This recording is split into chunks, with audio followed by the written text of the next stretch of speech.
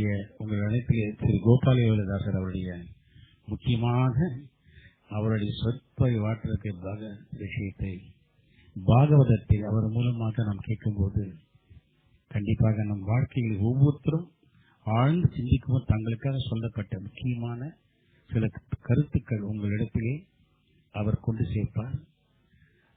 அவருடைய முக்கியமாக ஒரு பாகவத சத்தாகம் என்று சொன்னால் 7 நாட்கள் என்று சொல்லுவது.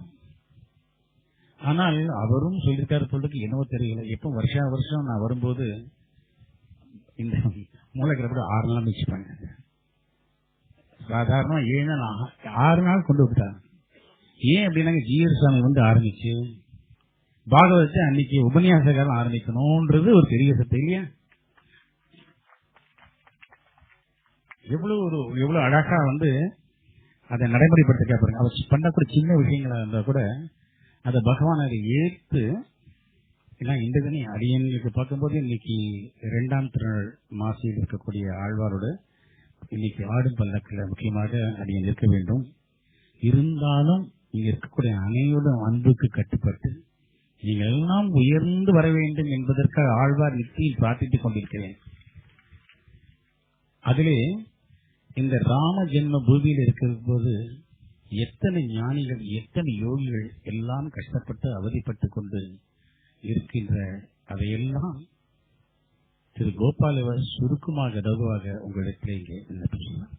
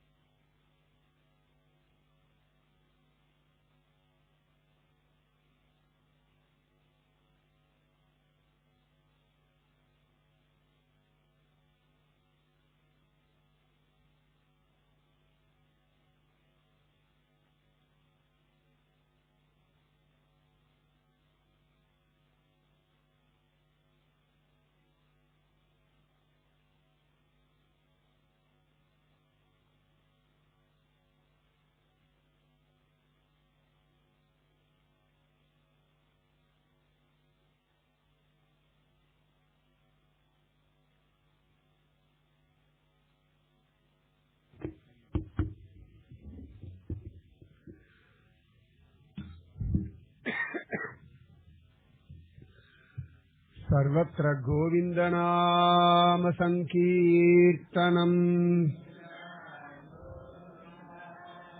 சப்தம் பத்தல. கோவிந்த நாமம்னா அயோத்தியால ஜெய் ஸ்ரீராம் அப்படி கத்துவாவா. நம்ம கத்தல்ல அக்கம் பக்கத்துல இங்கிருந்து போனவர்கள்லாம் திரும்ப இங்க வரும்படியாக ஒரு நாம ஜபம் பண்ணணும். நம்ம கூட இருந்தவங்க தான் கொஞ்சம் வருஷத்துக்கு முன்னாடி கொஞ்சம் ஒரு 100 வருஷம் 50 வருஷம் 10 வருஷம் அதெல்லாம் ஆஹா இந்த நாமம் நன்னா இருக்கேன்னு நம்ம கிட்ட வரும்படியாக. ஏன்னா ஒரு மொபைல் போன் வச்சுக்கிட்டே இவ்வளவு நல்லா இருக்குன்னு பந்தா பண்றோம்.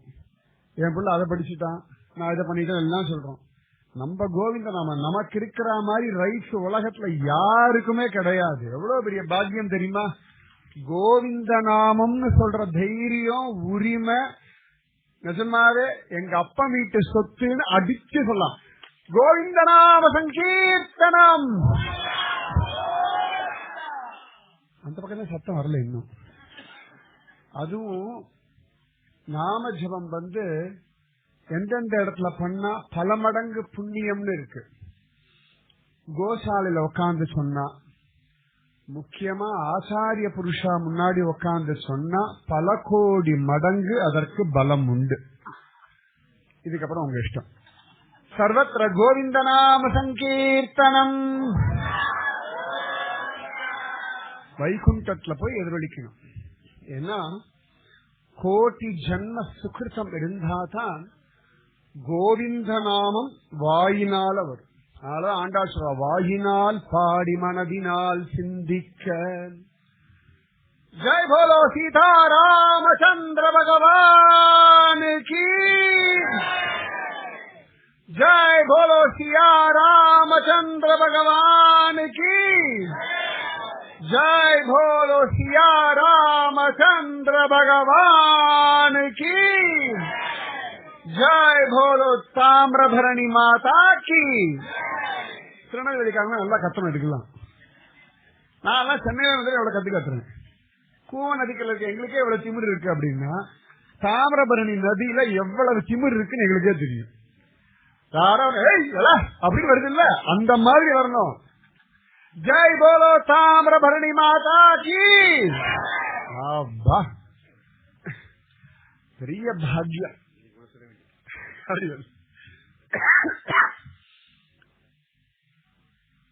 பல்லாண்டு பல்லாண்டு பல்லாயிரத்தாண்டு பல கோடி நூறாயிரம் மல்லாண்ட தின்தோள் மணிவண்ணா உன் சேவடி செவ்வி திருக்காப்பு அடியோமோடும் நின்னோடும் பிரிவின்றி 1000 பல்லாண்டு வடிவாய் நின் வளமார்பினில் வாழ்கின்ற மங்கையும் பல்லாண்டு வடிவா சோதி வளத்துறையும் சுடர் ஆழியும் பல்லாண்டு படைபோர் புக்கு முழங்கும் அப்பாஞ்ச சந்நியமும் பல்லாண்டே. ஓங்கி உலகளந்த உத்தமன் பேர்பாடி நாங்கள் நம் பாவைக்கு சாற்றி நீராடினார் தீங்கின்றி நாடெல்லாம் திங்கள் மும்மாறி பெய்து ஓங்கு பெருஞ்சென்னல் ஊடு கயலுகள பூங்குவளை போதில் பொறிவண்டு கண்படுப்ப தேங்காதே புக்கிருந்து சீர்த்த முளைபற்றி வாங்க குடம் நிறைக்கும் வள்ளல் பெரும் பசுக்கள் நீங்காத செல்வம் நிறைந்தேலோ ரம்பாவாய். பற்பமெனத்திகள் பைங்கழல் உந்தன் பல்லவமே விரலும் பாவனமாகிய பைந்துவராடை பதிந்த மருங்கழகும் முப்புரி நூலோடு முன்கையில் ஏந்திய முக்கோல் தன்னழகும் முன்னவர் தந்திடு மொழிகள் நிறைந்திடு முறுவல் நிலாவழகும் கற்பகமே விழி கருணை பொழிந்திடு கமலக் கண்ணழகும் காரிசுதன்கள் சூடிய முடியும் கணநர்ச்சிக்கை முடியும் எப்பொழுதும் எதிராசன் வடிவழகு என் இதயத்துளதால் இல்லை எனக்கெதிர் இல்லை எனக்கெதிர் இல்லை எனக்கெதிரே. அனந்த பிரதமம் ரூபம் லக்ஷ்மணஸ்து ததப்பரம் பலபத்ர ஸ்ருதியஸ்து கலௌகஸ்சித் பவிஷ்யதி. ரொம்ப விசேஷமான ஒரு யுகம் கலியுகம். ஏன் அப்படின்னா பரமபாகவதோத்தமர்கள் ஆச்சாரிய புருஷர்கள் எல்லாம் நமக்காக பூமியில கீழே இறங்கி வந்து நம்மள வழி நடத்துறார்களாம். அவதாரம் அப்படின்னாலே கீழே இறங்கி வருதல் அப்படின்னு அர்த்தம். நமக்காக சாதாரணமா சொல்ல ரொம்ப எளிமை, ரொம்ப பெரியவர், ஆனா ரொம்ப சௌலபியமா இறங்குறார். டவுன் டு எர்த் அப்படின்னு ஒரு வார்த்தை சொல்லுவோம். அந்த வார்த்தை தான் அவதாரம். ரொம்ப உயர்ந்த இடம், ஆனா சாதாரணமா ஒரு பெரிய கோர்ட் ஜட்ஜா இருப்பார், கோட்டீஸ்வர பிசினஸ் மேனா இருப்பார். ஆனா பேரனோ பேத்தியோ தாத்தா சிட் டவுன் அப்படின்னா சரிடாக்கு வந்து உட்காந்து, அதுக்கு பேரு தான் சௌலபியம். யாரு தெரியுமா, நான் ஜட்ஜு, என்னோட மந்த்லி டர்ன் ஓவர் எவ்வளவு தெரியுமான்னு கேட்டா அது சௌலபியம் இல்லை. சரிடாக்கு வந்த சரிடி பொண்ணே அப்படின்னு உட்காந்தாச்சுன்னா அதான் சௌலபியம். அந்த மாதிரி அவதாரம் அப்படின்னா நம்ம லெவலுக்கு கீழே இறங்கி வந்து நம்மள மேல அழிச்சுட்டு போகிறது. ஒரு குட்டி குழந்தைக்கு படியேற தெரியாதுன்னா அம்மா மேலேந்து கீழே இறங்கி வந்து அந்த குழந்தைய தூக்கிண்டு அவள் படியேறி அவள் எந்த ஒசரத்துல இருக்காளோ அந்த ஒசரத்துக்கு அந்த குழந்தையும் அழிச்சுட்டு போறா இல்லையா. தாய் பூனை குட்டி பூனைய கவ்விண்டு போறா போல, அது சமம் கூட பண்ண வேண்டாம். அந்த மாதிரி சம்சார சாகரத்திலிருந்து நம்மள மேல கூட்டிண்டு போகிறதுக்காக கீழே வந்தவர்கள் அவதார புருஷர்கள். அதனால கலியுகம் சர்வசிரேஷ்டம். ஒருவேளை நாம கலியுகத்துல இல்ல வச்சுக்கோங்களேன், கிருத்தயுகம் அப்படி வந்திருந்தோம்னா ராமனை தெரிஞ்சிருக்கும். ராமனையே தெரிஞ்சிருக்காரு கிருத்தயுகத்துல. சரியா சொல்லணும்னா திரேதாயுகத்துல தான் ராமன் வந்தான். ஒருவேளை திரேதாயுகத்துல வந்திருந்தோம்னா கிருஷ்ணனை தெரிஞ்சிருக்காது. கிருஷ்ணவதாரம்ன்ற கான்செப்டே இப்ப கிடையாது. ஒருவேளை துவாபரயுகத்தோட கடைசியில வந்திருந்தோம்னா கிருஷ்ணனை மட்டும்தான் தெரிஞ்சிருக்கும். ஆதிசங்கர் பகவத் பாதர், யதிராஜர், சுவாமி ராமானுஜர் திவ்ய பிரபந்தமே கிடையாது. கலியுகத்துல வந்ததுனாலேதான் திவ்ய பிரபந்தம், திவ்ய தேசங்கள். கலியுகத்துக்கு முன்னாடி திவ்ய தேசங்கள் கிடையாது. கோவில்கள் உண்டு, ஆனா 108 திவ்ய தேசங்கள்ன்ற கான்செப்ட் ஆழ்வாராதிகள் வந்து மங்களாசாசனம் பண்ண பிறகுதான். நீங்க ஒரு 5000 வருஷத்துக்கு முன்னாடி வந்தா நவ திருப்பதியே கிடையாது. கோவில் உண்டு, நவ திருப்பதின்னு திருநாமத்தோட கிடையாது. 9 கருட சேவை கான்செப்டே கிடையாது.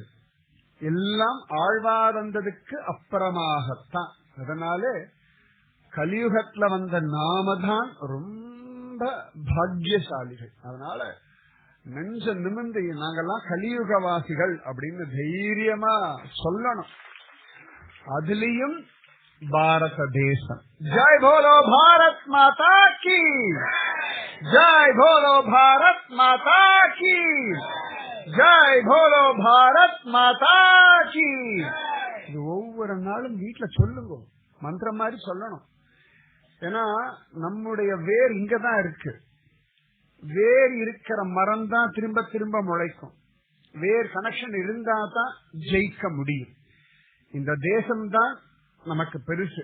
இந்த தேசம்தான் நமக்கு ராமனையும் கொடுத்தது, கண்ணனையும் கொடுத்தது, நரசிம்மனையும் கொடுத்தது, ஆழ்வாராதிகளை கொடுத்தது. எல்லாமே நம்முடைய தேசம்தான். இந்த தேசம் போல ஒரு தேசம் இனி தேடினாலும் கிடைக்காது. கர்மபூமி. அதனாலதான் பகவத் அவதாரங்கள்லாம் திரும்ப திரும்ப திரும்ப திரும்ப இந்த தேசத்திலேயே நடந்துட்டு இருக்கு. அதனாலதான் அவ்வளவு வசதி நம்முடைய தேசம். அதனால இந்த கலியுகம் அத்தனை சிரேஷ்டம். இந்த கலியில கரெக்டா இந்த கலி ஆரம்பிக்கிறதுக்கு ஜஸ்ட் முன்னாடி வந்த கிரந்தம் ஸ்ரீமத் பாகவதம். எழுதினது எப்பயோ எழுதியாச்சு. ஆனா லோகத்துல இது பிரகடனமானது கலியுகத்துலதான். கலிக்காகவே எழுதப்பட்ட ஒரு நூல் அப்படின்னா ஸ்ரீமத் பாகவதம். ஸ்ரீமத் பாகவதம் முழுக்க முழுக்க பகவானை பற்றிய விஷயங்கள். பகவான் யாரு, இந்த பகவான் என்ன பண்ணிட்டு இருக்கான், பக்தன்னா யாரு, அந்த பக்தனுக்கான அனுபவம் என்ன, அந்த பக்தனோட தெய்வம் என்னெல்லாம் பண்ணிட்டு இருக்கு அப்படின்னு நமக்கு புரியும்படியா பலவிதமான பக்தர்கள் அவர்கள் அனுபவிச்ச பகவத் அனுபவங்கள், பகவன் நாமங்கள், பகவானுடைய லீலைகள், இதையெல்லாம் தொகுத்து சொல்லக்கூடிய 18,000 ஸ்லோகங்களுடைய ஒரு கிரந்தம் தான் ஸ்ரீமத் பாகவதம். ராமாயணத்தை விட சின்னது. ராமாயணம் கூட 24,000 ஸ்லோகம். ராமாயணத்தை சொல்லும் பொழுது காயத்ரி மந்திரத்தினுடைய விஸ்தாரம் தான் ஸ்ரீமத் ராமாயணம் அப்படின்னு சொல்லுவார். இந்த ஸ்ரீமத் பாகவதமோ மோக்ஷ கிரந்தம் அப்படின்னு தான் சொல்றார். மோக்ஷம் 7 நாள்ல மோக்ஷம் வேணுமா, பாகவதம் கேட்டா மோக்ஷம் கிடைச்சிடும். 9வது வருஷம்னு சொன்னா அப்ப 8 பாகவதம் நடந்தது. அப்ப உங்களுக்கு மோக்ஷம்லாம் கேரண்டி ஆயாச்சு. டைம் பாஸ்க்காக உட்கார்ந்துட்டு இருக்கு. அதனால ஜாலியா இருக்கும், சந்தோஷமா இருக்கும், பயப்படாம இருக்கும், நிம்மதியா இருக்கும், திருப்தியா இருக்கும். யாராவது வந்து வருத்தப்பட்டு பாரம் சுமக்கிறவர்களே அப்படின்னா எங்களுக்கெல்லாம் பாரம்லாம் இல்லப்பா, பாவமும் இல்லப்பா, நீ எங்க கிட்ட வா, உனக்கும் சேர்த்து மோட்சத்துக்கு நாங்க ரெக்கமெண்ட் பண்றோம்னு தைரியமா சொல்லுங்க. ஏன்னா அந்த கேரண்டி நமக்கு என்னைக்கோ கொடுக்கப்பட்டிருக்கு. யாரும் புதுசா நம்மள வந்து கை தூக்கிலாம் விடவே வேண்டாம். லட்சோப லட்சங்கள் வருஷத்துக்கு முன்னாடியே பூமியினுடைய பொசிஷன் வரைக்கும் கிளீனா, அது அஸ்ட்ராலஜியா இருக்கட்டும், அஸ்ட்ரானமியா இருக்கட்டும், சயின்ஸா இருக்கட்டும், ரிலீஜனா இருக்கட்டும், என்ன வேணா இருக்கட்டும், எல்லாத்திலயுமே மைல்கல்ல தொட்டுட்டு ஏற்கனவே அங்க சீனியர் மோஸ்டா உட்கார்ந்து இருக்க ஒரே ஒருத்தர் சனாதன ஹிந்து தர்மம் மட்டும்தான். உலகத்திற்கு அத்தனை மதங்களுமே பார்த்தோம்னா இதுல இருந்து ஒரு பிட்டை எடுத்துன்னு ஓடிட்டு இருக்கா. அவ்வளவுதான். அத்தனை மதங்களும் விஷயமே இல்லை. சனாதன தர்மம் தான் தர்மம், மற்றதெல்லாம் மதம். ஒரு குறிப்பிட்ட காலத்துல, ஒரு குறிப்பிட்ட இடத்துல, ஒரு குறிப்பிட்ட கூட்டத்துக்காக உருவாக்கப்பட்டவைகள். நம்மளது அப்படி கிடையாது. தர்மோ ரக்ஷதி ரக்ஷிதக, தர்மம் தலை காக்கும். தர்மம் தான் இங்க பெருசு. அதனாலதான் சனாதன தர்மம்னு பெயர். இத 365 நாளும் நல்ல நாள் தான். இங்க அமாவாசை விசேஷம், பௌர்ணமி விசேஷம், அக்னிநட்சத்திரமும் விசேஷம், பனிக்காலமும் விசேஷம், இலையுதிர்காலமும் விசேஷம், உத்தராயணமா இருக்கட்டும், தட்சிணாயணமா இருக்கட்டும். நாமளே தெய்வத்தை மறந்தாலும் நம்மள தெய்வத்தை மறக்க விடாத ஒரு தர்மம் சனாதன தர்மம். சுவாமி சொல்லிட்டு இருந்தார். சரியா அந்த ரத சப்தமிலேருந்து ஆரம்பிச்சோம்னா தொடர்ந்து மாத்தி மாத்தி உத்தராயண புண்ணிய காலம். உலகத்துல வந்து இன்னைக்கும் பல விஷயங்களை ஆராய்ச்சி பண்ணிட்டு இருக்கும் பொழுது சூரியனே லெப்ட் ரைட்டா போயிட்டு இருக்காருப்பா அப்படின்னு சொல்லி உலகத்துக்கு காட்டி கொடுத்து தட்சிணாயனம் உத்தராயணம்னு சூரியன் உதிக்கிற திசை வரைக்கும் தெளிவா சொன்ன ஒரே ஒரு முன்னோர்கள் நம்முடைய முன்னோர்கள் மட்டும்தான். இந்த மாதிரி தெளிவா யாருமே சொன்னதே கிடையாது. இந்த உத்தராயண புண்ணிய காலம் பார்த்தோம்னா ரத சப்தமியிலிருந்து தான் சரியா ஆரம்பிக்கிறது. தை பிறக்கிறது நம்ம சொல்றோம். ரத சப்தமியிலிருந்து பார்த்தோம்னா சூரிய ஜெயந்தி, உலகத்திலேயே சூரியனுடைய பர்த்டே வரைக்கும் கொண்டாடுற ஒரே கூட்டம் நம்ம கூட்டம் மட்டும்தான். அத்தனைக்குமே சகலத்துக்குமே கொண்டாட்டம் கொண்டாட்டம் கொண்டாட்டம் மட்டும்தான் இங்க சனாதன தர்மம். ரத சப்தமி, அடுத்த நாள் பீஷ்மாஷ்டமி, பீஷ்ம பிதாமகர் முக்தி அடைஞ்ச தினம். சில இடங்கள்ல பீஷ்ம ஏகாதசி அன்னைக்குதான் அப்படின்னு சொல்றது உண்டு. சரியா, விஷ்ணு சகஸ்ரநாமம் அவர் சொன்னது பீஷ்மாஷ்டமி அன்னைக்கு. ரொம்ப விசேஷம். சொன்னவர் படுத்துண்டு சொன்னார். யார பத்தி சொன்னாரோ கண்ணன் நின்னுண்டு கேட்டான். அதுதான் விசேஷம். பகவான் நான் யாரு தெரியுமா, எவ்வளவு பெரிய ஆள் தெரியுமா, வந்திருக்கேன் தெரியுமா, நீ படுத்துட்டு இருக்கியான்னு மிரட்டவே இல்லை. உனக்கு உடம்பு முடியல, படுத்துட்டு இருக்கா. இந்த படுத்துட்டு இருக்கிற சமயத்துல கூட என் நாமத்தை சொல்றியேப்பா. பெரியார் அதுக்கு பயந்துதான் சொன்னார். அப்போதைக்கு இப்போதே சொல்லி வைத்தேன் அரங்கத்து அரவணை பள்ளியானே, எய்ப்பெண்ணை வந்து நலியும் போது அங்கேதும் நான் உன்னை நினைக்க மாட்டேன்.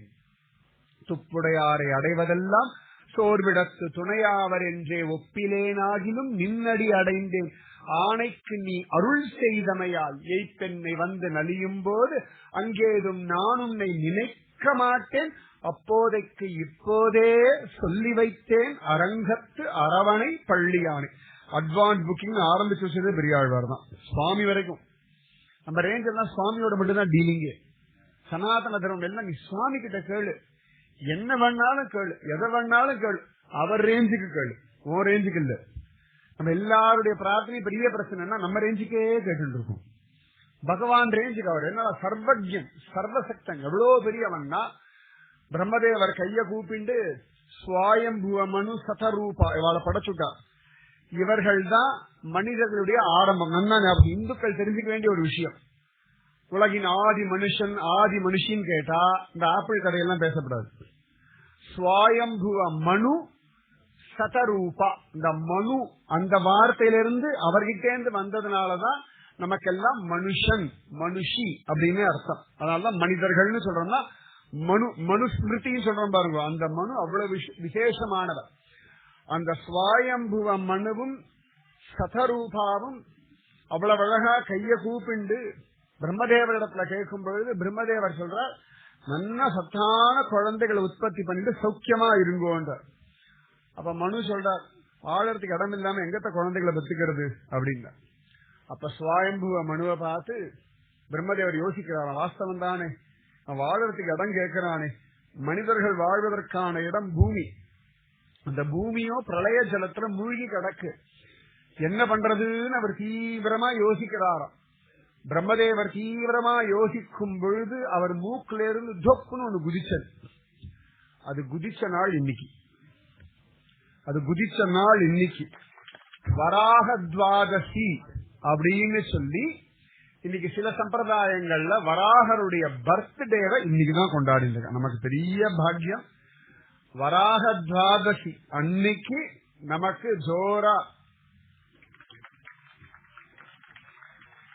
ஆச்சாரியனுடைய அனுகிரகத்தோட இங்க ஸ்ரீமத் பாகவத ஆரம்பம். ஏன்னா வராக மூர்த்தி ஞானப்பிரான் அப்படின்னு சொல்லுவோம். ஆழ்வார் நகரில ரொம்ப ஜூனியர் மோஸ்ட் யார் அப்படின்னா ஆதிநாதர் தான். சீனியர் மோஸ்ட் யார் அப்படின்னா ஆதிப்பிரானான வராகமூர்த்தி தான். ஒரு காலகட்டத்துல உலகம் முழுக்கவே வராகர் தான் ராஜ்ய பரிபாலனம் பண்ணிட்டு இருந்தா. இன்னைக்கும் திருமலை திருப்பதி போனோம் வச்சுக்கோங்களேன், வராகர் தான் முதல்ல, பின்னாடிதான் மலையப்பன். நம்ம முதல்ல வராகர் தான் சேவிக்கணும். கூட்டத்துக்கு பயந்து போய் அவரை போய் சேவிச்சுடுறோம் ஸ்ரீனிவாசன். சரியா முதல்ல போய் சேவிக்க வேண்டியது வராக சுவாமியதான்.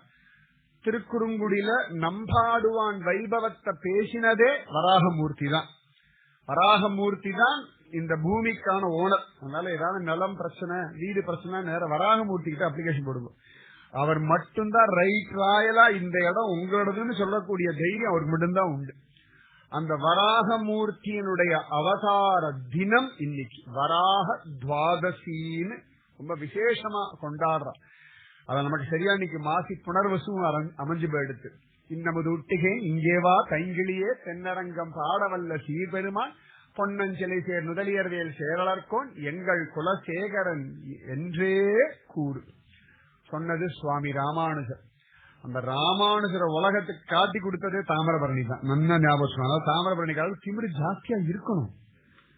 பக்தி விஷயத்துல, ஹிந்துன்ற விஷயத்துல நிறைய திமிரு இருக்கணும். ஏன்னா அவ்வளவு அழகா கலியுகம் தந்த முதல் ஆழ்வார் வந்ததே தாமிரபரணி ஆற்றங்கரையில தான். ஆழ்வார்கள் 12 பேர்ல எத்தனை பேர் கலியுகத்துக்கு முன்னாடி? கலியுகத்துக்கு முன்னாடி எத்தனை பேரு? 4 தானே. யார் யாரு? பொய்கை ஆழ்வார், பூதத்தாழ்வார், பேயாழ்வார், பெரியாழ்வார் கிடையாது. சரியா சொன்னோம்னா கலியுகத்துக்கு முன்னாடி 5 ஆழ்வார்கள். கலி ஆரம்பத்துல நம்ம ஆழ்வார், அதுக்கப்புறம் தான் மற்ற ஆழ்வார்கள்லாம். கலியுகத்துக்கு முன்னாடி கலி பிறந்த 43வது நாள் அவதாரம் சுவாமி நம்மாழ்வார். சந்தோஷப்படுங்க. ஆதி திராவிடன் பிறந்த ஊர் இந்த ஊரு. தாமிரபரணி ஆத்தங்கர் தான் ஆதி திராவிடனை கொடுத்த ஊரு. திராவிடர்கள்ன்ற வார்த்தையை சொல்ற அதிகாரமே இந்துக்களுக்கு மட்டும்தான் உண்டு, வேற யாருக்குமே கிடையாது. இந்துக்கள் மட்டும்தான் திராவிட அப்படின்ற வார்த்தையே பேசலாம். ஏன்னா திராவிட வேதம் அப்படின்னு சொல்லும் பொழுது ஆழ்வாருடைய பிரபந்தத்தை தான் திராவிட வேதம்னு சொல்லிட்டு இருக்கோம். அதனாலதான் வைஷ்ணவ உபன்யாசங்கள்லாம் ஊவேன்னு போடுவா. ஊவேன்னா உவே இல்ல, உபய வேதாந்தன்னு அர்த்தம். உபயன்னா 2, சம்ஸ்கிருத வேதம் தமிழ் வேதம், இது 2ம் தெரிஞ்சதுனால உபய வேதாந்த ஊவே அப்படின்னு போடுவார்கள். அப்ப நம்மாழ்வாருக்கு முன்னாடி பொய்கை ஆழ்வார், பூதத்தாழ்வார், பேயாழ்வார், திருமழிசை ஆழ்வார். நம்ம ஊருக்காரே ஒருத்தர் கலியுகத்துக்கு முன்னாடி பிறந்தார், மதுர கவி ஆழ்வார். 5 ஆழ்வார்களும் துவாபரகத்தோட கடைசியில கண்ணன் அப்படி போறான், ஆழ்வார்கள் இப்படி வரா. கண்ணன் போனவனே வந்தவர்கள் தான் ஆழ்வார்கள். அதுக்கப்புறம் கலி பிறந்த 43வது நாள் தான் நம்ம ஆழ்வார். அதன் பிறகுதான் மற்ற ஆழ்வார்கள், குலசேகர ஆழ்வார், பெரிய ஆழ்வார், ஆண்டாள், திருப்பான ஆழ்வார், தொண்டடிப்பொடி ஆழ்வார், திருமங்கை ஆழ்வார், இவர்கள் எல்லாம் கலியுகத்துல. நம்ம ஆழ்வார் முதல் 7 பேரும் கலியுகத்துல. மீதி 5 ஆழ்வார்களும் கலியுகத்துக்கு முன்னாடியே அவதாரம். அப்ப அத்தனை சிரேஷ்டம் அந்த ஆதிவராக சுவாமி. அந்த ஆதிவராக சுவாமி அவ்வளவு அழகா பிரம்மதேவருடைய மூக்கிலிருந்து ஆவிர்பவிச்ச நாள் இன்று. அதுல மாசி புனர்வசு குலசேகர ஆழ்வாருடைய திருநக்ஷத்திரம். ஆழ்வார்கள்லயே ராஜா ஆழ்வார் அப்படின்னா குலசேகர ஆழ்வார் தான். பிறக்கும் பொழுது ராஜா தான். குஷ்யதே யஸ்ய நகரே ரங்கயாத்ரா தினே தினே தமகம் சிரசா வந்தே ராஜானம் குலசேகரம். எவருடைய ராஜ்யத்தில் நித்தியம் ஸ்ரீரங்க யாத்திரை ஸ்ரீரங்க யாத்திரை ஸ்ரீரங்க யாத்திரை உத்கோஷிக்கப்படுகின்றதோ அந்த குலசேகர ராஜாவை நான் தலையால் வணங்குகிறேன் அப்படின்னு தான் ஸ்லோகத்தோட அர்த்தமே. அப்படி குலசேகர ஆழ்வாருடைய அவதார தினம், வராகமூர்த்தியினுடைய அவதார தினம். சுவாமி சொன்ன மாதிரி மத்வ சம்பிரதாயத்துல ஒரு ஆச்சாரியன் உண்டு, வாதிராஜன் பேர். அந்த பேர் கேள்விப்பட்டிருப்பீங்க நீங்கெல்லாம். வாதிராஜன் பேர். 2 பேர் தான் ரொம்ப ஃபேமஸா ஹயக்ரீவ உபாசனை பண்ணவர்கள். வைஷ்ணவ சம்பிரதாயத்துல யார் ஹயக்ரீவ உபாசனை? நிகமாந்த மகாதேசிகர், வேதாந்த தேசிகர். வேதாந்த தேசிகர் ஹயக்ரீவ உபாசனை பண்ணார். அந்த மாதிரி மத்வ சம்பிரதாயத்துல ஹயக்ரீவ உபாசனை பண்ணவர் வாதிராஜர். சில போஸ்டர் நீங்க பார்த்திருப்பீங்க. ஒரு யதி இருப்பார், அவர் தலைக்கு மேல ஒரு கிண்ணம் வச்சிருப்பார், அவர் தோள் மேல ஒரு குதிரை நின்று அந்த ஆகாரத்தை நிவேதனத்தை சாப்பிடும். அவர் தான் வாதிராஜர். அந்த துவாதசி அன்னைக்கு, மாசி சுக்லபக்ஷ துவாதசி அன்னைக்குதான் வாதிராஜருடைய அவதார தினம். வராகருடைய அவதார தினம், குலசேகர ஆழ்வாருடைய அவதார தினம், வாதிராஜருடைய அவதார தினம். இத்தனை சிரேஷ்டமான ஒரு நாள். திருக்கோளூர் வைத்தமாநிதி பெருமாள் குபேரனுக்கு நிதி கொடுத்த நாள் இன்று. நீங்காத செல்வம் நிறைந்த நாள் இன்று. அந்த நாள்ல பவிஷ்யதாச்சாரியனுடைய ரெப்ரசன்டேட்டிவா சுவாமி எழுந்தருளிருக்காருன்னா இதை விட நீங்காத செல்வம் நமக்கு என்ன வேணும்? அதாவது எல்லா நாளும் சேர்ந்து ஒரு நாள். அந்த நாள்ல சுவாமி இங்க வந்திருக்கார், அவருடைய பொன்னடி சாத்திருக்கார் அப்படின்னா இனி எந்த கவலை? குறை ஒன்றும் இல்லை மறைமூர்த்தி கர்மம். இருக்கிற காலத்தை ஜாலியா சந்தோஷமா நிம்மதியா திருப்தியா டென்ஷன் இல்லாம, மற்றவள் டென்ஷன் ஆக்கி நிம்மதியா இருக்கும். வாழ்க்கை சுகமானது. ஆனந்தமயமானது. அதுவும் நமக்கு பரம பாக்கியம். இந்த சப்தாகத்தை அப்படி ஞாபகம் வச்சுக்கணும். அயோத்தியாவுக்கு முன் அயோத்தியாவுக்கு பின். இது எப்படிதான் ராமனுக்கு முன் ராமனுக்கு பின் மாதிரி அயோத்தியாவுக்கு முன் அயோத்தியாவுக்கு பின். ஒரு மாசத்துக்கு முன்னாடி அப்படி இருந்தோம். ஜனவரி 21 வந்தாச்சு, நாளைக்கு விடிஞ்சா ராமராஜ்யம்னு சரியா ஒரு மாசத்துக்கு முன்னாடி ஓடி போயாச்சு. ராமன் ஜம்முன்னு வந்துட்டான். ராம் லல்லா குழந்தை ராமன். எத்தனை பேருடைய தியாகம் தெரியுமா?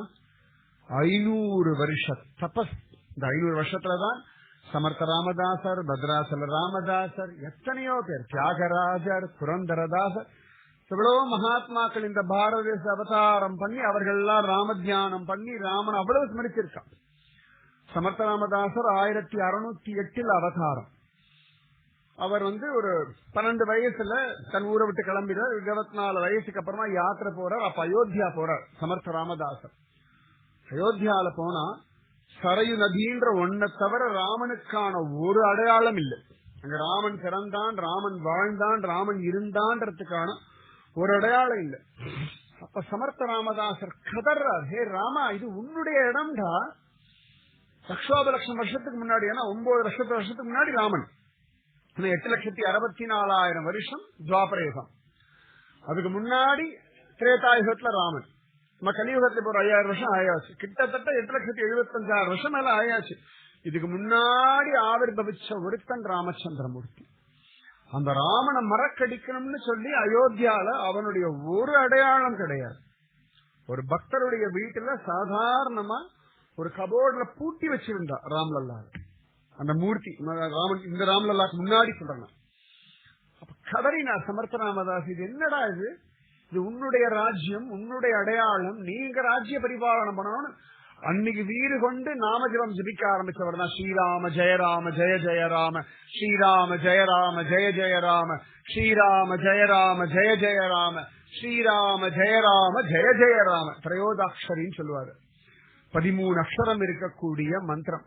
ஸ்வயம் ராமச்சந்திரமூர்த்திய சமர்த்த ராமதாசருக்கு உபதேசம் பண்ண மந்திரம் இது. அப்படிதான் காண கிடைக்கிற அவருடைய சரித்திரத்துல. அப்ப அந்த சமர்த்த ராமதாசர் அவ்வளவு ஜபிச்சு இந்த தேசம் முழுக்க பல இடங்கள்ல மதங்கள்லாம் ஸ்தாபிதம் பண்ண சமர்த்த ராமதாசர். திருப்புல்லானி வந்திருக்கார், ராமேஸ்வரம் வந்திருக்கார், இந்த பக்கம் எல்லாம் வந்திருக்கார். திருவனந்தபுரத்துக்கு இப்படிதான் போயிருக்கார். தஞ்சாவூர்ல இன்னைக்கும் சமர்த்த ராமதாசருடைய மதம் இருக்கு நிறைய இடங்கள்ல. கிட்டத்தட்ட சமர்த்த ராமதாசர் 1400 மதங்களை ஸ்தாபிதம் பண்ணார். அவ்வளவு ஆஞ்சநேயர் கோவில்களை ஸ்தாபிதம் பண்ணாருன்னு இருக்கு. ஸ்தாபிதம் பண்ணி அத்தனை பேருக்கும் நம்பிக்கை, தைரியம், உற்சாகம், ராமராஜ்யம் வரும், ராமன் கோவில் கட்டுவோம். எப்ப அவர் 400 வருஷத்துக்கு முன்னாடி சொன்னது இன்னைக்கு நம்ம காலகட்டத்துல நம்ம கண் கொண்டு பார்த்திருக்கோம். நம்ம வாழ்க்கையில என்ன சாதிச்சோம் யாராவது கேட்டா, ராமர் கோவில் கட்டும்போது நான் உசுரோட இருந்தேன் தைரியமா சொல்லலாம். ஒரு கரைய அழிச்சுட்டோம் நம்ம. நம்ம மூதாதையர்கள் அந்த துக்கத்திலேயே போயிட்டான். உங்களுக்கு எத்தனை பேருக்கு தெரியும் தெரியாது. ஒரு சில வம்சங்கள்லாம் உண்டு, சத்திரிய வம்சம் எல்லாம். அவ மூதாதையர்கள்லாம் ராமர் கோயில் கட்டின பிறகுதான் தலையில தலப்பாக கட்டுவோம், கால்ல செருப்பு போடுவோம் இருந்தா. அவ கட்ட முடியல. 5 தலைமுறை கழிஞ்சு இப்ப ராமர் கோவில்ல பிராண பிரதிஷ்டை ஆன பிறகுதான் அந்த வம்சத்துல வந்தவா தலையில தலப்பா கட்டுறா, கால்ல செருப்பு போடுறா. 5 தலைமுறையா 500 வருஷங்களா அவ காத்துட்டு இருந்தா. ஒரு சாதி, ஒரு அம்மணி, ஒரு சாது. அந்த அம்மா ராமர் கோவில் கட்டணன்றதுக்காக பல வருஷமா மௌன விரதம் இருக்கா. இப்பதான் பேச ஆரம்பிச்சிருக்கா. ஒரு பெரிய பக்தர், என் ராமனுக்கே வீடு இல்லை, எனக்கு எதுக்கு வீடுன்னு திண்ணையில தங்கிட்டு இருந்தார். இனிமேதான் வீடு கட்டி வீட்டுக்கு போறார். அந்த மாதிரி பல ஆயிரம் பேருடைய உண்மையான தபஸ் இன்னைக்கு ராமனுடைய கோவில் அவ்வளவு அழகா அயோத்தியால ஜொலிக்கிறது. ராமன் முகத்தை பார்த்தோம் இல்ல, எவ்வளவு பிரசன்னமா இருக்கா. என் குழந்தைகளுக்காக நான் வந்தாச்சுன்னு சுவாமி நிக்கிறான் பிரத்யட்சமா. சரியா நாம ராம ராஜ்யத்துல வாழ ஆரம்பிச்சு 1 மாசம் ஆயாச்சு. அதனால மனசுல ஒரு பெரிய சமாதானம் வந்திருக்கு. எத்தனை பேருக்கு உணர்வுன்னு தெரியல. எவ்வளவோ இருக்கு வாழ்க்கையில, குற்றங்கள், குறைகள், தேவைகள், எதிர்பார்ப்புகள், ஏமாற்றங்கள், மான அவமானங்கள், லாப நஷ்டங்கள், அதெல்லாம் பார்ட் ஆஃப் த லைஃப். அதெல்லாம் ஒரு விஷயமே கிடையாது. தாண்டி மனசு அப்பாடான ஒரு உற்சாகம், ஒரு உத்வேகம், ஒரு தைரியம். இந்துக்களுக்கு எல்லாம் ஒரு திமிர் வந்திருக்கு நான் பார்த்த வரைக்கும். உலகம் முழுக்க இருக்க இந்துக்கள்லாம் ஒரு திமிரா தான் இருக்கு. கனடா நான் ராமன் வந்தாச்சு, நீ அவன் பார்த்துப்பான். அப்ப பகவான் ஆசையோட ஆவிர்பவிக்கிறான் நமக்காக. அப்படி அழகான ஒரு தேசம் இந்த பாரத தேசம். அதுல இன்னைக்கு இவ்வளவு விசேஷமான ஒரு நாள். இந்த நாள்ல நமக்கு ஸ்ரீமத் பாகவத ஆரம்பம். சரியா நாளில இருந்துதான் 22. சுவாமி 21 வந்தாகணும், என் கூட மேடை ஏறணும்னு. அவ்வளவுதான். அதுதான் திவ்ய சங்கல்பம்ன்றது. இதுதான் நீங்க வந்துருங்கோட்டா. சரி, அதனாலதான் அவர்கிட்ட கூட சொல்ல, ராதாகிருஷ்ணன் சுவாமி கிட்ட கூட சொல்லல, நான் வரேன்னு கூட சொல்லல அவர்கிட்ட. அவர் கூட கேட்டா, நீங்க 24 வந்துட்டா கூட இல்ல வர முடியாதுன்னு நான் சொன்னேன். ஆனா அப்பயே தெரியும் வரப்போறேன்னு எனக்கு தெரியும். சுவாமி முன்னாடியே சொல்லியாச்சு. சுவாமி என் கூட வந்து கார்ல இறங்கணும். அது வரைக்கும் மூச்சு காட்டப்படாத சுவாமி மிரட்டி கூட்டு வந்தார்.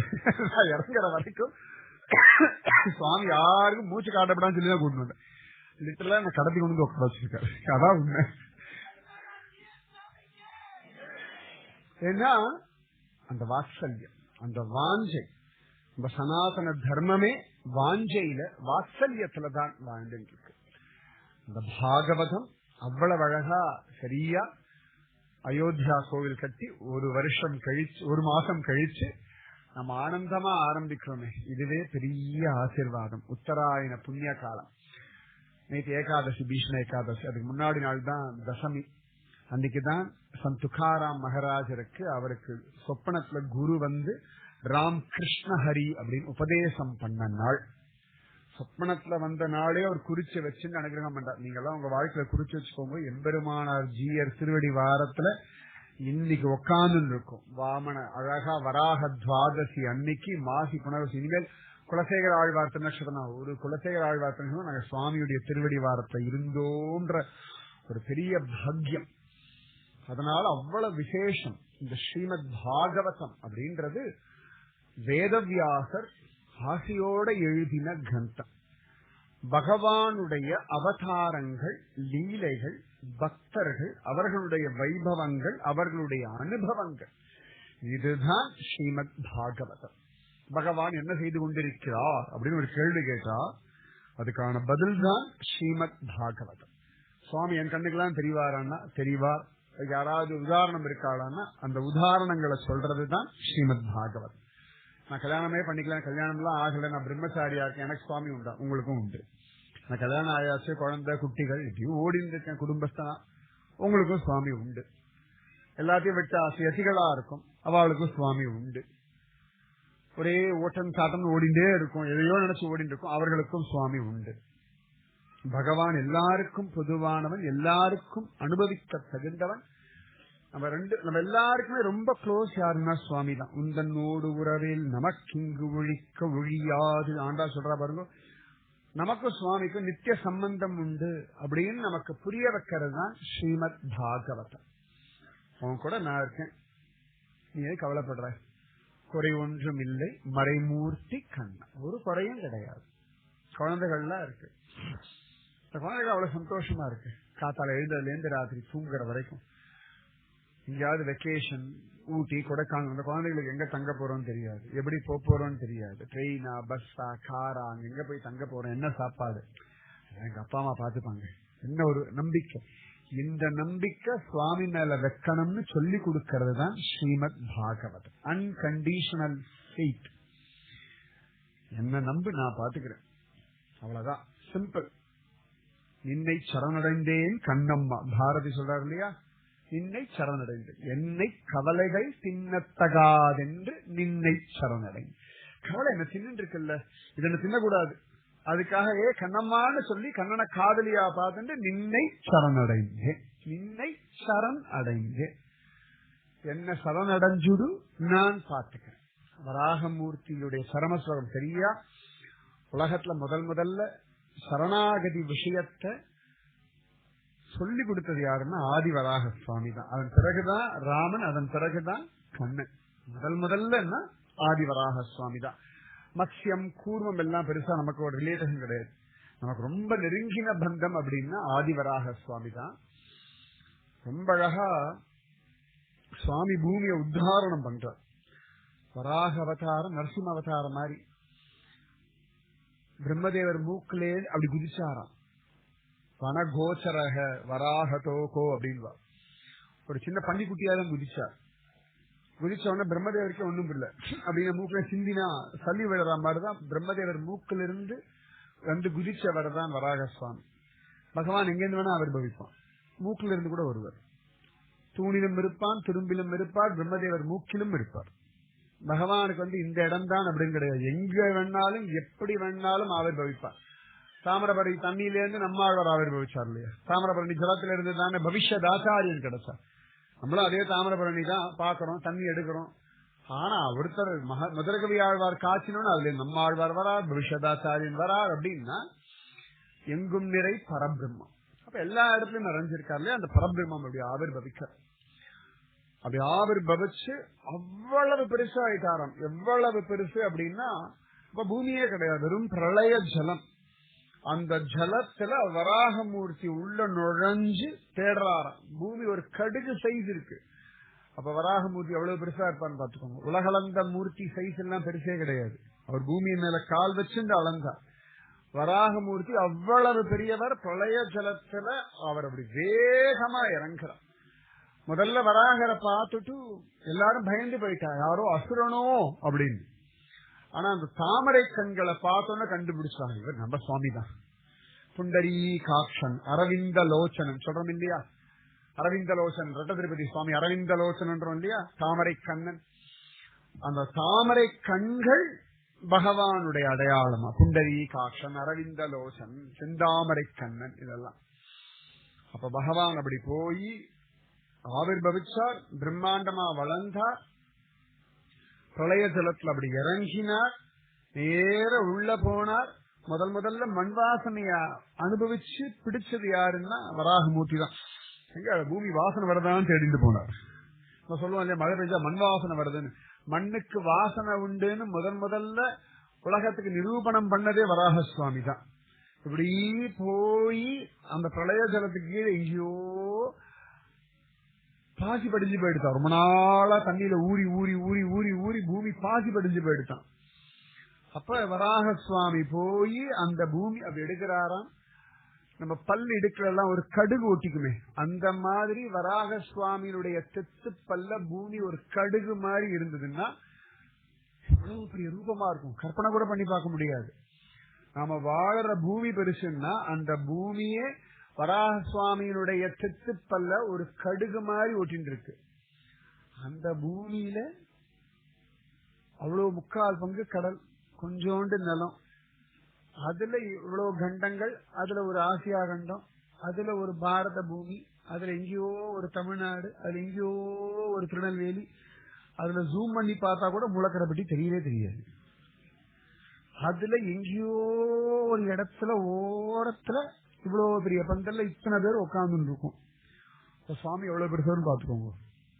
வராகமூர்த்தியுடைய பல்லிடுக்கல ஒட்டின் இருக்கக்கூடிய பூமியில கூகுள் லென்ஸ் வச்சு ஜூம் பண்ணி பார்த்தா கூட நாம தெரிய மாட்டோம்னா நம்ம சைஸ் என்ன அவர் சைஸ் என்ன. அவரை நம்புறதுக்கு உபன்யாசம் எல்லாம் பண்ணவே கூடாது. நம்புங்க.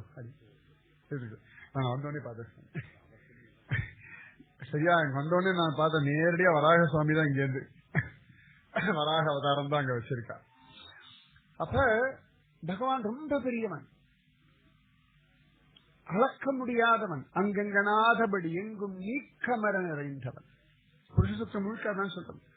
சகஸ்ர சீர்ஷா புருஷக சகஸ்ராட்சக சகஸ்ரபாத். வேதம் சொல்ற மாதிரி சொல்லல, வார்த்தைகளா சொல்லிட்டு இருக்கேன். ஏன்னா ஆயிரக்கணக்கான கைகள், ஆயிரக்கணக்கான தலைகள்.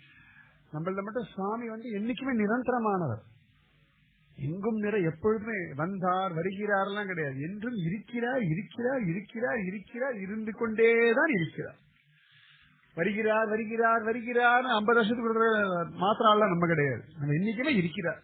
சாஸ்வதமானவர் எங்கள் தெய்வம் என்றும் இருக்கார், என்னைக்குமே இருக்கார், நம்ம ஹிருதயத்திலேயே தான் வாழ்ந்து இருக்கார். அப்ப வராகமூர்த்தி அந்த பூமியை உத்தாரணம் பண்ணிட்டு வராராம். வரும்பொழுதுதான் இரண்யாசனோட சண்டையெல்லாம் நடக்க போறது. சண்டையெல்லாம் நடக்கிறது. அப்படி பூமிய அழகா வைக்கும் பொழுது பூமாதேவி குலுங்கி குலுங்கி அழறாளாம். பூமி வேற, பூமாதேவி வேற. பூமின்றது ஒரு பொருள், பூமாதேவின்றது அதற்கு அதி தேவத்தை, அவளுடைய கண்ட்ரோல்ல இருக்கு. இந்த வார்டு கவுன்சிலர்னா அவரே வார்டு கிடையாது, வார்டுக்கு அவர் கவுன்சிலர், அவ்வளவுதான். எம்எல்ஏ அப்படின்னா அந்த இடத்துக்கு அவர் எம்எல்ஏ, அந்த இடமே அவர் எம்எல்ஏ கிடையாது. அந்த மாதிரி பூமாதேவி சூரிய தேவன்னா சூரியனே தேவன் அர்த்தம் இல்ல, சூரியனுடைய அதிதேவன் சூரிய தேவன், இப்படிதான் இருக்கு அவளுடைய டெரிட்டரி இது. அப்ப பூமாதேவி கைய கூப்பிட்டு கொஞ்சம் முகம் வருத்தமா அழறாளாம். சுவாமி சில ஏன் கவலைப்படுற, நான் தான் உன்னை அழகா எடுத்துன்னு வந்தா சார், இரண்யாசனா டென்ஷன் ஆகாது, அந்த பேர ஓங்கி அரைஞ்சன்னா போயிடுவான், நீ ஒன்னும் கவலையே படாது, எதுக்கு ஒரு டென்ஷனா இருக்கு. தாயார் சொன்னாலாம், நான் உங்க பக்தை உங்க சிஷ்யை, அதனால இவ்வளவு சமப்பட்டு கடல் எதிர்த்தா பிரளய ஜலத்துக்குள்ளெல்லாம் வந்து கஷ்டப்பட்டு பூமி எல்லாம் தூக்கிட்டு வரையர்கள்.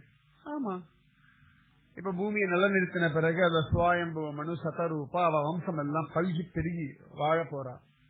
ஆமா, அப்ப அந்த குழந்தைகள் எல்லாம் யார் காப்பாற்றுவா? தாயார் கேட்டுட்டாலாம். புருஷகார பூதைன்னு சொல்லுவா, ரெக்கமெண்டேஷன். அப்ப தாயார பார்த்து பெருமாள் சிரிச்சாரோ, உன்னை காப்பாத்தின மாதிரி அவளையும் காப்பாற்றுவேன், எப்படி பூமியை உத்தாரணம் பண்ணேன்னா அந்த மாதிரி உன்னை அவளையும் காப்பாற்றுவேன். எப்படி காப்பாற்றுவீர்கள்? உன்னை தாயாருக்கு அந்த ரகசியம் தெரிஞ்சுக்கணுமா? காப்பாத்துறதுக்காக கேரண்டி வச்சிருப்பாரு இல்லையா, கண்டிஷன் சப்ளை, இந்த அட்வர்டைஸ்மெண்ட் எல்லாம் போடுவா, மேல ஒரு ஸ்டார் போட்டுருவா, 50% போட்டு மேல வரைன்னு சின்னதா போட்டிருப்பான், 50% வரை தள்ளுபடி, 50% கட்டாயம் கொடுக்கணும் இல்ல, 50% வரை, அவ்வளவுதான். இந்த மாதிரி ஏதான கண்டிஷன் இருக்கான்னு தாயார் பார்த்தாலாம். அப்ப பெருமாள் சொன்னாராம், ஸ்திதே மனசி சுஸ்வஸ்தே ஷரீரே சதியோ நரகன் தாத்து சாம்யே ஸ்திதே ஸ்மர்த்தா விஸ்வரூபம் சமாமஜம் ததஹத்தம் ரியமானம் து காஷ்டபாஷான சந்நிபம் அஹம் ஸ்மராமி மத்பக்தம் நயாமி பரமாம் கதிம். ஸ்திதே மனசி சுஸ்வஸ்தே ஷரீரே சதியோ நரக.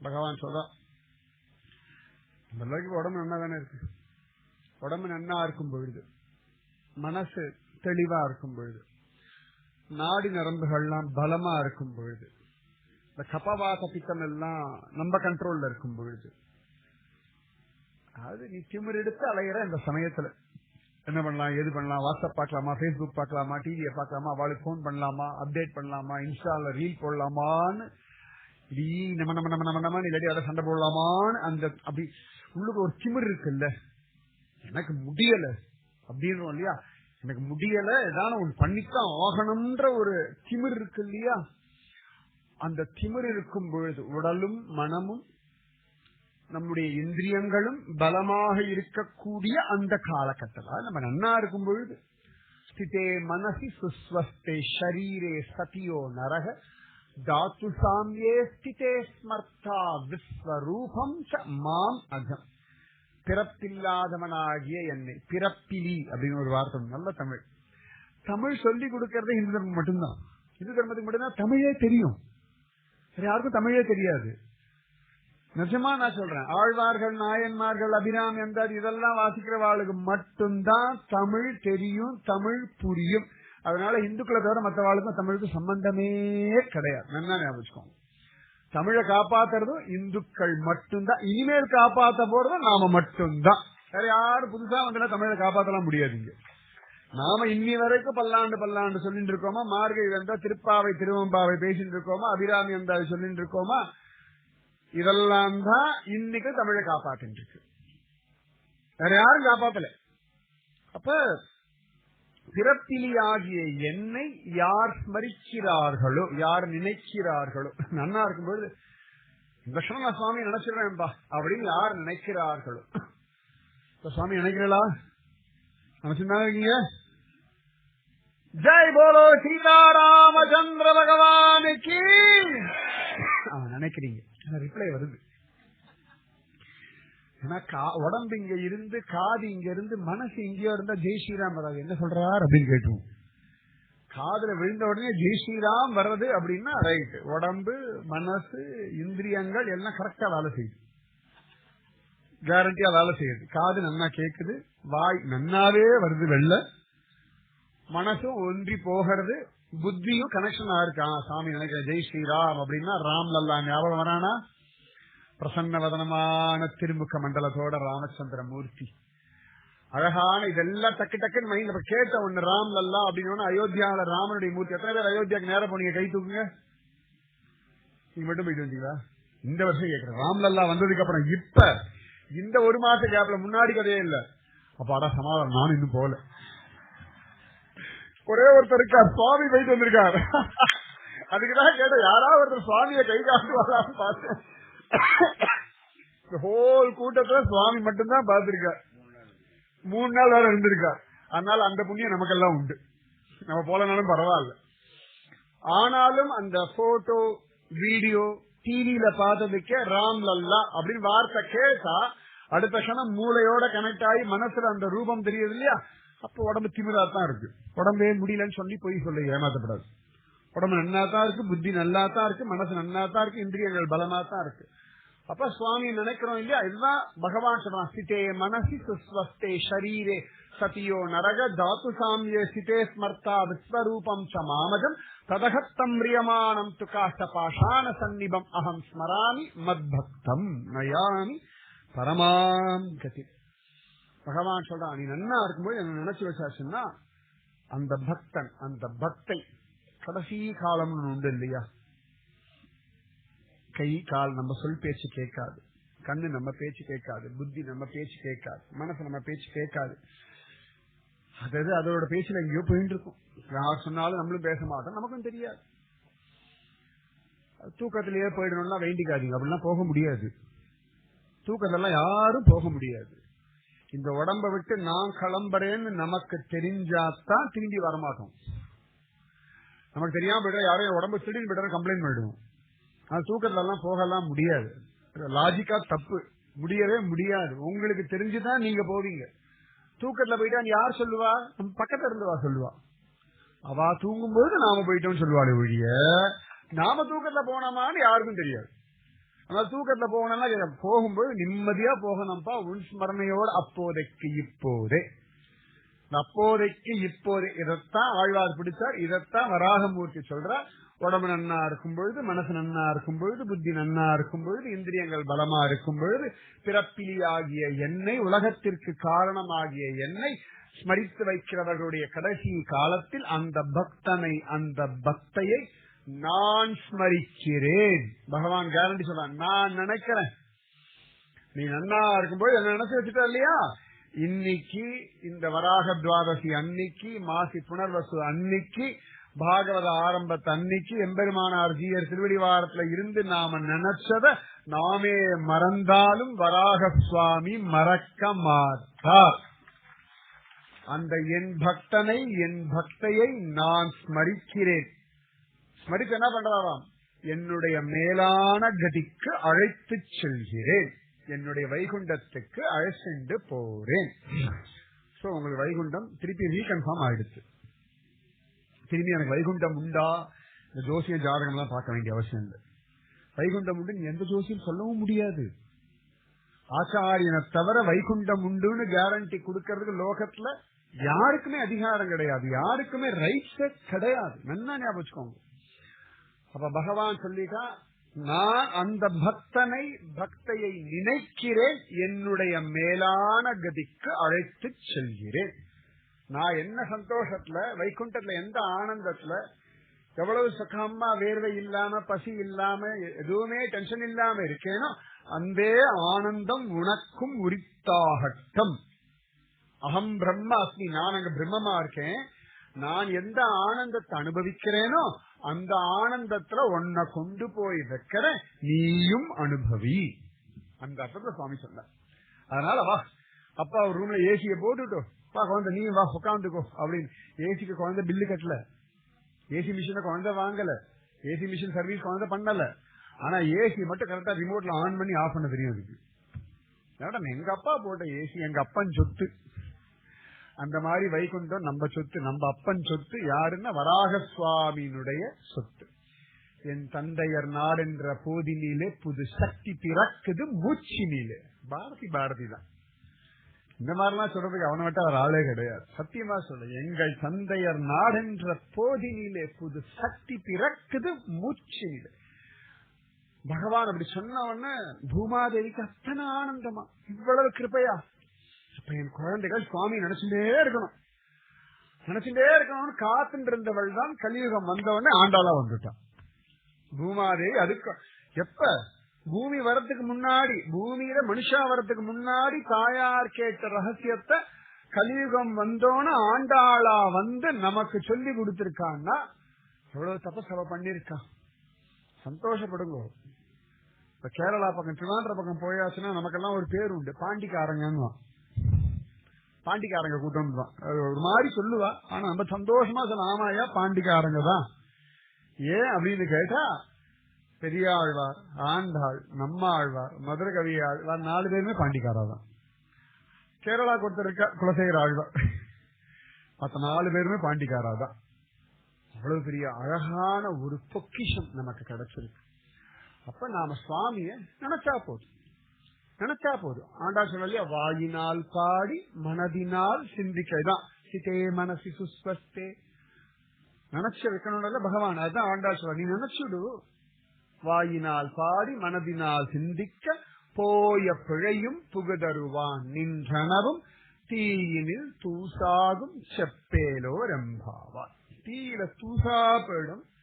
நீங்க பாட்டுக்கு நாமஜபம் பண்ணுங்கோ, காப்பாத்துறதுக்கு சுவாமி இருக்கா. அவனை பிடிச்சுட்டா போதும், அவனை நினைச்சுட்டா போதும். அவனை எப்படி நினைக்கணும்னு சொல்லி கொடுக்கறதுக்கு ஆண்டாள், அவனை எப்படி சரணாகதி பண்ணணும்னு சொல்லி கொடுக்கறதுக்கு சுவாமி ராமானுஜர் பவிஷ்யதாச்சாரியன். அவன் திருவடியை பிடிச்சுக்கோ, பரிபூரணமா நம்பி ஒன்னை ஒப்படைச்சுட்டு அவர் இருக்கார், என்னை காப்பாத்திப்பார். அவருக்கு தெரியும் நான் சொத்து, அவன் சொத்துக்கு உரியவன். அவ்வளவுதான். அதுவும் உடையவர் திருநாமம். உடையவர்ன்ற திருநாமத்துக்கே நித்திய விபூதி லீலா விபூதி இரண்டும் உடையவர்னு ரங்கராஜனுடைய அருள்வாக்கு. இது நித்திய விபூதி லீலா விபூதி இரண்டிற்கும் உடையவன் நீ அப்படின்னு நியமிச்சுட்டார். அதனால ராமானுஜா அப்படின்னு சொன்னாலே மோட்சம் உண்டு. ராமானுஜா அகில குரோ பகவன் நமஸ்தே, ராமானுஜா அகில குரோ பகவன் நமஸ்தே. நாங்க தூத்துக்குடிக்காரங்கெல்லாம் இப்படி கையை தூக்கிடுவோம். என்னடா அப்படின்னா, இந்த தூத்துக்குடிக்காரங்க எல்லாம் நினைச்சுப்பாங்க, இந்த கூட்டம் மட்டும் ஏன் இப்படி கையை தூக்குது. என்னடா அப்படின்னா, தூத்துக்குடி உபன்யாசம் பண்ணும்போது சொல்லுவேன், இந்த கஜேந்திரன் வந்து நாராயணா அகில குரு பகவன் நமஸ்தேன்னு பொழுது கையில ஒரு தாமரையை வச்சுட்டு தூக்கி கொடுத்தான் சுவாமிக்கு. அந்த மாதிரி நம்ம ராமானுஜா அகில குரு பகவன் நமஸ்தேன்னு தாமரையை கொடுக்கற மாதிரி இப்படி கையை தூக்கணும்னு சொல்லுவேன். அதனால ராமானுஜா அப்படின்ற நாமத்தை சொன்னாலே மோட்சம் கிடைச்சிடும். அப்ப இந்த சரணாகதி, பகவான் மேல நம்பிக்கை, அவன் நாமத்தினுடைய பிரபாவம், இது எல்லாம் அழகா கன்சாலிடேட் பண்ணி சுருக்கமா 7 நாள்ல அனுபவிக்கும்படியா வேதவியாசர் எழுதினதுதான் ஸ்ரீமத் பாகவதம், புராண ரகசியம். 7 நாள்ல கேரண்டியா மோட்சம் கிடைச்சிடும். மகாத்மியத்தை அப்படிதான் இருக்கு. துந்துகாரின்ற ஒரு பாதி, அவன் பேயாயிட்டான். அந்த பேய்க்காக அவனுடைய சகோதரன் கோகர்ணன் ஒருத்தன் பாகவத சப்தாகம் பண்ண, அந்த சப்தாகத்தை கேட்ட பொழுது அந்த பேய்க்கும் மோட்சம் கிடைச்சது. அதனாலே பாகவதம் 7 நாள் கேட்டாச்சு அப்படின்னா நிச்சயமா மோட்சம் உண்டு. அதுலயும் ஆச்சாரியன் திருவடி வாரத்திலிருந்து இந்த பாகவதம் ஆரம்பமாகிறது. மோட்சம் கேரண்டி. அந்த பாகவதம் அத்தனை விசேஷம். கிருஷ்ணலீலா முதற்கொண்டு கபிலாச்சாரிய அவதாரம், வராக அவதாரம், நிருசிம்ம அவதாரம், வேதவியாசர் இவர்கள் எல்லாமே பகவத் அவதாரம். வேதவியாசர், நாரதருடைய சரித்திரம், துருவ சரித்திரம், பிரகலாத சரித்திரம், கோபிகாஸ்திரிகளுடைய சரித்திரம், அஜாமில வைபவம், விதுரருடைய விஷயம், திருத்தராஷ்டிர விஷயம், ஜடபரதருடைய விஷயம், எல்லாமே கஜேந்திர மோட்சம். இந்த மாதிரி பல விஷயங்களை உள்ளடக்கி பகவானுடைய வைபவங்களை சொல்றது ஸ்ரீமத் பாகவதம் அப்படின்ற புராண ரகசியம். அது 7 நாளா நாம் அனுபவிக்க போறோம். அது இன்னைக்கு முதல் நாள் இப்படி நமக்கு ஆரம்பிச்சிருக்கு. பெரிய ஆசீர்வாதம். அப்படியே மனசுல வச்சுக்கோங்க, சுவாமி இருக்கார், கேரண்டியா உங்களோட இருக்கார். உந்தன்னோடு உறவில் நமக்கு இங்கு ஒழிக்க ஒழியாது அப்படின்னு சுவாமி கேட்கிறார். சந்தேகமான்னு கேட்கிறார். இல்ல, சுவாமி சந்தேகம் வரப்படாது. நமக்கு சுவாமி சந்தேகப்பட முடியாது, நாம இருக்கப்படாது. அதனால சந்தேகமே வேண்டாம். தைரியமா கடவுள் நம்மளோட தான். உங்களுக்கு எல்லாம் சந்தேகம் இல்லைன்னு நீங்க ஒத்துண்டாதான் சுவாமி ஒத்து போறான்.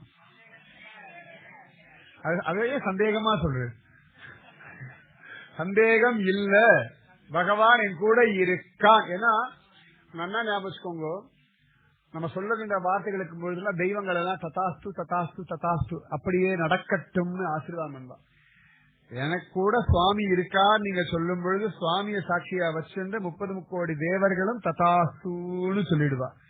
அப்ப என்ன ஆயிடும்னா வேற வழியே கிடையாது. நவதிருப்பதியிலிருந்து அத்தனை பேரும் உங்க வீட்டு வாசல்லையே படியா கடந்தாகணும். அதுக்காகத்தான் சொல்றேன், எங்களுக்கு எங்க கூட சுவாமி இருக்கார். என்ன உறக்க சொல்லிடுங்க, எங்களோட சுவாமி இருக்கார், எங்களோட சுவாமி இருக்கார், எங்களோட சுவாமி இருக்கார், எங்களோட சுவாமி இருக்கார். இது ஒவ்வொரு நாளுமே ஜபம் மாதிரியே காத்தால எழுந்தவனே என் கூட சுவாமி இருக்கார் அப்படின்னு எழுந்துருங்க. ஏதான ஒரு கவலைகள், ஒரு பயம், ஒரு சந்தேகம், ஒரு குழப்பமான சூழ்நிலை, என் கூட சுவாமி இருக்கார், இது பெரிய சமாதானம். என் கூட சுவாமி இருக்கான்றது ஒரு பெரிய சமாதானம். உண்மை அதுதான். எப்பொழுதெல்லாம் நீங்க லோவா ஃபீல் பண்றீங்களோ, எப்பொழுதெல்லாம் மனசு ஒடிஞ்சு போய் இதுக்கு மேல என்ன இருக்கு வாழ்க்கை நினைக்கலாம், அப்பொழுதெல்லாம் என் கூட சுவாமி இருக்கா அப்படின்னு வச்சுட்டு என் கூட சுவாமி இருக்கா. எந்த மானமோ அவமானமோ லாபமோ நஷ்டமோ வியாதியோ என்ன வேணா வரட்டும், என் கூட சுவாமி இருக்கா. பீஷ்மர் அம்பு படுக்கல படுத்துட்டு இருந்தார், என் கூட சுவாமி இருக்காரு நினைச்சாரு, எதிர்க்க வந்து நின்றுட்டாரா இல்லையா? பகவான் கிருஷ்ணன் கிளம்புறான், துவாரகை கிளம்புறான். அப்ப பீஷ்மர் சொல்றாரு, கிழமை படுத்துட்டு இருக்கேனடா, கிளம்ப போறேனடா, எனக்கு யாருமே இல்லடா, எனக்கு கல்யாணம் கிடையாது, பிள்ளைகள் கிடையாது, சொந்தக்காரன் எல்லாம் இருக்கானா யாரும் இல்ல, எனக்கு ஒன்ன விட்டா யாரு இருக்கானு பகவான் ஊருக்கு போறத தள்ளி வச்சுட்டு துவாரகா போகிறத விட்டுட்டு பீஷ்மர் பக்கத்துல வந்து நிக்கிறான். பீஷ்மர் கண்கள்ல கண்ணீர், என்னடா காருண்யம் இது, உனக்கு நான் ஒண்ணுமே பண்ணல, ஆனா எனக்கு நீ வந்து நிக்கிறீ. ஊரு ஹஸ்தினாபுரம் இந்த தேசத்துக்கு அவ்வளவு பண்ண, வஉசிக்கு என்ன பண்ணோம் நம்ம, பாரதிக்கு என்ன பண்ணோம் நம்ம, ஆனாலும் அவர்களோட சுவாமி இருந்தார். அதான் உண்மை. நாம் அவர்களுக்கு ஒண்ணுமே பண்ணல, ஆனா சுவாமி அவர்களோட இருந்தார். அதான உண்மை.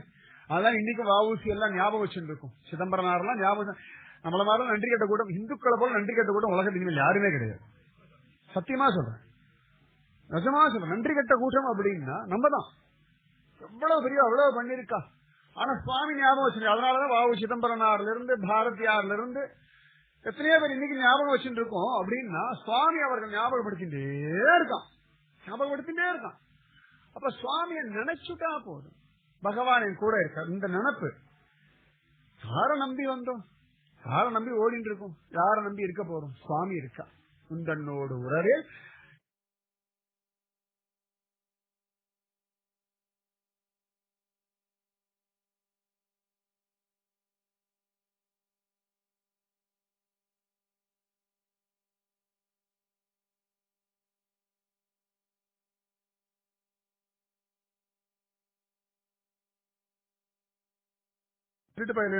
கிருஷ்ண பாது கோபால குழந்தைகள்லாம். அப்ப அந்த உரிமையை சனாதன தர்மம் கொடுத்திருக்கு. குழந்தைய அனுபவிக்கலாம், காதலை அனுபவிக்கலாம், சகாவா அனுபவிக்கலாம், என்னவா வேணா அனுபவிக்கலாம். தாசியம், சக்கியம், வாத்சல்யம், மாதுரியம், எப்படி வேணாலும் பார்க்கலாம் சுவாமியை. அப்ப அவ்வளவு பெரிய பாக்கியம் நமக்கு கிடைச்சிருக்கு. அதனால நல்ல உறக்க ஒரு சுவாமி திருப்தி ஆகும்படியா சொல்லுங்க, என் கூட சுவாமி இருக்கா, என் கூட சுவாமி இருக்கா, என் கூட சுவாமி இருக்கார். எந்த நிலைமையா இருந்தாலும் இருக்கார், கவலையே வேண்டாம். உங்களோட இருக்கார், அந்தர்யாமியா தான் இருக்கார், உங்க உள்ளுக்குள்ளேயே தான் இருக்கார்.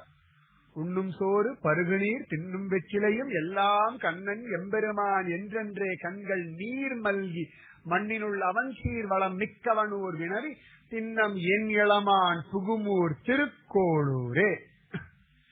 எங்கனையோ அன்னை நீர்கால் என்னை முனிவது நீ நங்கள் கோல திருக்குறுங்குடி நம்பியை நான் கண்டபின் சங்கினோடும் நேனியோடும் தாமரை கண்களோடும் செங்கனிவாய் ஒன்றினோடும் செல்கின்றது என் நெஞ்சமே. மனசு போயிட்டு இருக்க திருக்குறுங்குடி நம்பியோட என்ற சுவாமி நம்மாழ்வார்.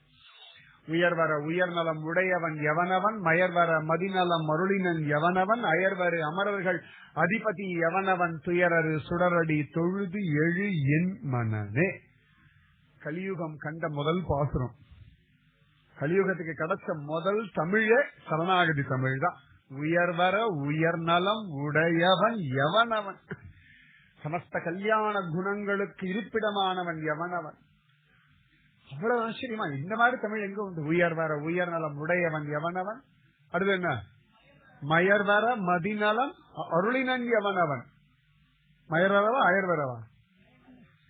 சந்தேகமே இல்லாத புத்தியை தரக்கூடியவன் எவனோ. அயர்வரு அமரர்கள் அதிபதி எவனவன். நித்திய சூரிய நித்திய முக்தர்களுக்கெல்லாம் தலைவன் எவனோ அப்பேற்பட்டவனுடைய துயர் அரு சுடர் அடி. இதை விட அவ்வளவு அழகா சொன்ன. துயரமா காலில் போய் விழு, மற்றவாட புலம்பாது. பொண்ணு சரியில்லை, மாப்பிள்ளை சரியில்லை, மாமன் சரியில்லை, மாட்டு பொண்ணு சரியில்லை, அண்ணன் சரியில்லை, பாசு சரியில்லை, வேலைக்காரன் சரியில்லை, பொண்டாட்டி சரியில்லை. நம்ம மட்டும் சரியாவே இருக்காது. எப்படின்னு எனக்கு தெரியல. நான் சரியில்லைன்னு ஒத்தாள் சொல்றதுக்கு இன்னி வரைக்கும் ஆள் இல்லை. உனக்கு எல்லாம் குத்தம். சாமி சரியில்லை வரைக்கும் ஆயாச்சு. சாமி வரைக்கும் சரியில்லை, நான் மட்டும்தான் சரி. அதை விட ஆழ்வார் சொல்ற துயர் அரு, துயர் தீர்க்கும் இல்ல, துயர் அரு, துயர் அருந்து போயிடும். துயர் அரு சுடர் அடி தொழுது எழு. நீ கைய கூப்பி அப்படி தலைக்கு தூக்கிறதுக்குள்ள துயர் அருந்தாச்சு. துயரரு சுடரடி தொழுது எழு. என் மனனே, என் மனசே இருக்கிற இடத்துல இருந்து கைய கூப்பி அவன் திருவடியை தொழுது எழு. அதெல்லாம் அவன் பார்த்துப்பான். அதுதான் சுவாமி சொன்னார், என்ன நினைச்சுடு நான் பாத்துக்கிறேன், நான் உன் கூட இருக்கேன். இத சொல்றதுதான் ஸ்ரீமத் பாகவதம். சரணாகதி ரகசியம். சரியா? சரணாகத கிரந்தம்னு ராமாயணத்தை சொல்லுவார்கள். ஆனா சரணாகதியினுடைய பலன் என்னன்னு புரிய வைக்கக்கூடியது ஸ்ரீமத் பாகவதம். அதனால அது எல்லாரும் கூடி இருந்து குளிரும். அதுவும் உத்தராயண புண்ணிய காலத்துல ஸ்ரீமத் பாகவதம் கேட்கறது பெரிய விஷயம். உத்தராயண புண்ணிய காலத்துல பாகவதம் பண்ணணும்ன்றது பாகவத மகாத்மியத்தை நான் அசந்து போனேன். ஒரு டேட்ஸ் எல்லாம் சொன்ன பொழுது அது இந்த மாதிரி மாசி உத்தராயண புண்ணிய காலத்துல பாகவதம்ன்றது பாகவத மகாத்மியத்துல சொல்லப்பட்ட ஒரு முறை. அது முறை தப்பாம இங்க நடக்கிறதுன்னா தாமிரபரணி மாதாவுடைய நிர்ஹேதுக கிருபை. ஏன்னா அவள் தான் எல்லாத்துக்கும் சாட்சி, அத்தனைக்கும் ஒரே சாட்சி. அன்றும் இன்றும் நாளைக்கு நம்ம எல்லாம் போனவர்கள் கூட, நம்ம பேர பிள்ளைகள், நம்மளுடைய வம்சத்துல வர குழந்தைகள் எல்லாம் இங்க உட்காந்து அவ பாகவத அனுபவிக்கிற நாம பார்க்க மாட்டோம். ஆனா தாமிரபரணி மாதா வற்றாத ஜீவநதி அவள் பார்த்துருப்பா, அவளுக்கு அவளுக்கு கொடுத்துட்டே இருப்பார். அதனால பெரிய பாக்கியம் இந்த ஸ்ரீமத் பாகவதம். நீங்காத செல்வம் எல்லாத்தையும் கொடுக்கும். பக்தி ஞான வைராக்கியம் ஆயுர் ஆரோக்கிய ஐஸ்வர்யம் சகலத்தையும் கொடுக்கும். அதனால துயரரு சுடரடி தொழுது எழு என் மனமே. நம்ம மனசை எப்படி பகவான் கொடுக்கணும் அப்படின்னு சொல்லி கொடுக்கிறது தான் ஸ்ரீமத் பாகவதம். இந்த பாகவத்தை தொடர்ந்து அனுபவிப்போம். இன்னைக்கு எம்பெருமானார் ஜி.எஸ். சுவாமிகளுடைய திருவடி வாரத்திலிருந்து இந்த பாகவதம் ஆரம்பிக்கிறதுன்றது அதெல்லாம் என் இடத்துல உட்காந்து என் நெஞ்சினால் நோக்கி காணி.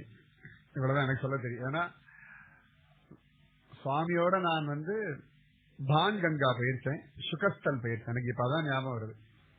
நாங்க சுகஸ்தல் போகும்போது அர்த்தராத்திரி 12 மணி. சுவாமியோட எப்ப போனாலும் அப்படிதான் வச்சுக்கோங்க. சுவாமியோட போறவாளுக்கு தெரியும். நம்ம எல்லாம் குடாகேசன் ஆயிடும். குடாகேசன்னா தூக்கத்தை ஜெயிச்சவன் அர்த்தம். சுவாமியோட போயாச்சுன்னா இன்னைக்கே சுவாமி கிளம்புவோம் சொன்னார், நீங்க எந்த ரூட்ல சொன்னாலும் போலாம் அப்படின்ட்டு. நான் சொன்ன சுவாமி பாகவதம் அங்க காத்துன்னு இருக்கா அப்படின்னு. ராத்திரி 12 மணி அந்த போற வழியெல்லாம் பிளாக்டு. அடுத்த நாள் காத்தால 4 மணிக்கு நாங்க கிளம்பணும். எங்க சம்பந்தமே இல்ல. ஒரு 3 இடத்துக்கு முடிச்சு. ஒன்னு குருக்ஷேத்திரம், ஒன்னு சுகஸ்தல், இன்னொன்னு பிருந்தாவனம். இது ஒவ்வொன்றுக்கும் டிராவலே 6 மணி நேரம் ஆகும். நாங்க அர்த்தராத்திரி 12 மணிக்கு போறோம். சுகஸ்தல்ல சன்னதி கோவில் அந்த வாச கேட் எல்லாம் பூட்டியாச்சு. அப்புறமா சுவாமியோட இருக்கும். திடீர்னு யாரோ வந்தா கதவை திறந்து விட்டுட்டா. ராத்திரி 12 மணிக்கு போய் எந்த இடத்துல ஸ்ரீமத் பாகவதம் சுகபிரம்ம மகரிஷி பரிஷத்துக்கு சொன்னாரோ அந்த மரத்துக்கு ராத்திரி 12 மணிக்கு நாங்க உட்கார்ந்துட்டு இருந்தோம். நான் நினைச்ச சேவிச்சுட்டு போலான்னு சொல்லுவான்னு பார்த்தா உட்காருங்க பாகவதம் சொல்லுங்க. ராத்திரி 12 மணிக்கு என் வாழ்க்கை பாகவதம் சொன்னது அங்கதான். நான் கூட பார்த்த சுவாமி இப்ப இதேதான் இப்பயும் சொன்ன சுவாமி எவ்வளவு நேரம் தான் நீங்க பாட்டு சொல்லுங்க. அப்பயே அவரு ராத்திரி 12 மணிக்கு எல்லாம் உட்கார்ந்து இருக்கு. ராத்திரி 12 மணிக்கு சுகஸ்தல்ல உட்கார்ந்து ஒரு பாகவதம் சொன்ன. அதே மாதிரி அந்த திருவடி வாரத்துல உட்கார்ந்து இருக்க மாதிரியே இன்னைக்கு இங்க மூலக்கரப்பட்டியில உட்கார்ந்து இந்த பாகவதத்தை ஆரம்பிக்கும். அது ரொம்ப சந்தோஷம். பேரே அழகு. மூலக்கரப்பட்டி, மூலம், ஆதி மூலம்.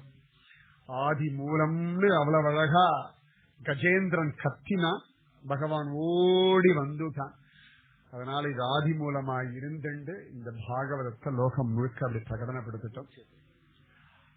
இது ஒண்ணு சுவாமி சொல்ற 12 மணிக்கு பாகவதம் சொன்னது பெரிய விஷயம் இல்ல. 12 மணிக்கு பீஷ்மரை எழுப்பி விஷ்ணு சகஸ்ரநாமம் சொன்னோம் நாங்க. அர்த்தராத்திரி 12 மணிக்கு அங்கே குருஷேத்திரத்துக்கு போயிட்டு 12 மணிக்கு அங்கேயே கோவில் அடைச்சாச்சு. திருப்பி எங்களுக்காக ஸ்பெஷலா எல்லா விவிஐபி தர்ஷன் லைட் எல்லாம் போட்டு பீஷ்மரே பார்த்தாலே நான் சொல்லி முடிச்சு தூங்கியாச்சப்பா.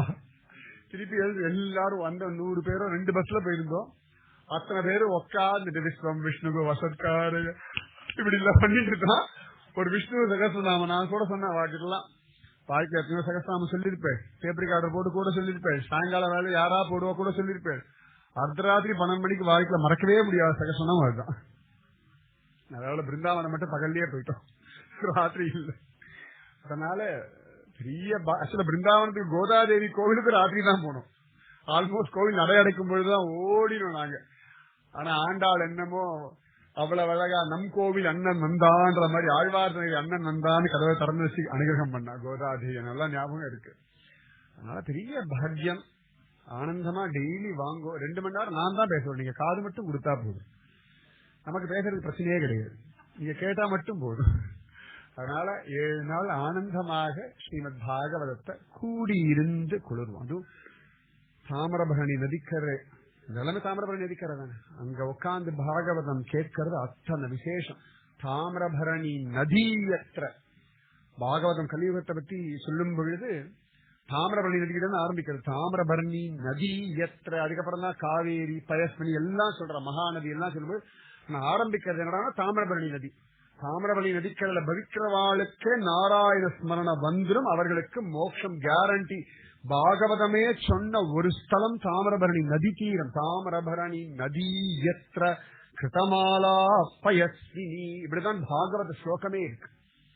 அதனால டெய்லி வந்துருவோம் 2 மணி நேரம் உங்களுக்காக, உங்க சரீரத்துக்காக, உங்க மனசுக்காக, பகவானோட உங்களோட பர்சனல் டைம். அவ்வளவுதான், பகவானோட ஒரு பிரைவேட் டைம். பாகவதம் அப்படின்றது நீங்க வாட்டுக்கு வந்து உட்காந்தா உங்க கேள்விகளுக்கான பதில், உங்க மனசு இருக்க பாரங்கள்லாம் அப்படியே தானா காணாம போயிடும். அதுக்குதான் இப்பயே இன்னைக்கு அவ்வளவு சமாதானம் கிடைச்சிருக்கு அப்படின்னா பாகவதம் கேட்க கேட்க கேட்க மனசுல சமாதானம் தானா கிடைச்சு. ராதே கிருஷ்ணன். எம்பெருமானார் ஜீயர் திருவிடிகளே சரணம் சரணம் சரணம். சர்வத்திர கோவிந்தநாம சங்கீர்த்தனம். நான் தான் முடிச்சுட்டேன்ல, இந்த கோவிந்தாவை கொஞ்சம் சுவாமி காது குளிரும்படியா நன்னா சொன்னாதான் என்ன. நான் தானே 1 மணி நேரம் பேசிட்டு இருந்தேன்.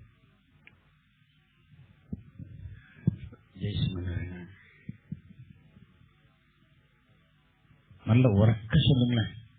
அந்த ராமருடைய அதாவது 22 அந்த புண்ணிய பூமியில் இருக்கக்கூடியவர்கள் தான் எவ்வளவு ஆனந்தமாக இருந்தார்கள் என்பது போன மாதம் அடியேன் நன்றாக. யாரும் தூக்கமே இல்லை, அப்படி ஒரு ஆட்டம் பாட்டம் கொண்டாட்டம். எங்க பார்த்தாலும் ராமா ராமா ராமா. அந்த ராம லீலாவை அவ்வளவு, இன்னைக்குதான் தீபாவளின்றவா, அவ்வளவு ஆனந்தம், அவ்வளவு ஒரு நமக்கு கிடைத்த பெரிய பொக்கிஷமாக அந்த ராமருடைய நாமத்தை குருஜி சொன்னதை நாம இப்ப அயோத்திக்கு கேட்கணும். அந்த ராமருடைய அதுக்கு என்ன சின்ன ஒண்ணு வராத கேத்திரத்தை வந்து சொல்லும் போது ரொம்ப முக்கியம். எல்லாம் அவசியம் ஒரு தடவை சுயம் பட்ச கேத்திரமா இருக்கக்கூடிய ஸ்ரீமுஷ்ணம் என்று சொல்லக்கூடிய அந்த கேத்திரத்துக்கு நீங்கள் அவசியம் சென்று வர வேண்டும் என்றால் சாமியோட போயிட்டு வந்துடும். நான் அடிக்கடி எல்லாரையும் அந்த இடத்துக்கு 3 இடத்தில் அவசியம். 1 ஸ்ரீமுஷ்ணம், அடுத்தது காட்டழிக சொல்லக்கூடிய அந்த லட்சுமி நரசிம்மனா, அவர் தான் ரங்கனுக்கு முன்ன அந்த இடத்திலே அருள் பாகத்தை கொண்டிருந்தார். அதுக்கு அடுத்தது சொல்ல வேண்டிய 3 இன்னொன்று என்னென்றால் வேதாந்த தேசியருக்கு பிரத்யட்சமாக செய்யப்பட்ட ஐகவ சந்நிதி, அது திருவந்திபுரம். இந்த 3ம் நாம் மனதிலே வைத்துக் கொண்டு கண்டிப்பாக நம் வாழ்க்கையிலே அவ்விடத்திலே சென்று அவரிடத்திலே நாம் அருள் பாவித்துக் ஏனென்றால் மிக மிக ரொம்பவும் யாருக்கும் தெரியாது பல விஷயங்கள், பல அற்புதங்கள் எல்லாம் இன்றும் நடந்து கொண்டிருக்கின்றன. அதனால அவசியம் இந்த 3 இடத்துக்கு இதெல்லாம் சுயவற்றி தோற்றங்கள் எல்லாம் இருந்தாலும் அபிமானத்தாங்க இருந்தாலும் நாம் கண்டிப்பாக இந்த 3 இடத்திற்கும் அவசியம் எல்லோரும் செல்ல வேண்டும்.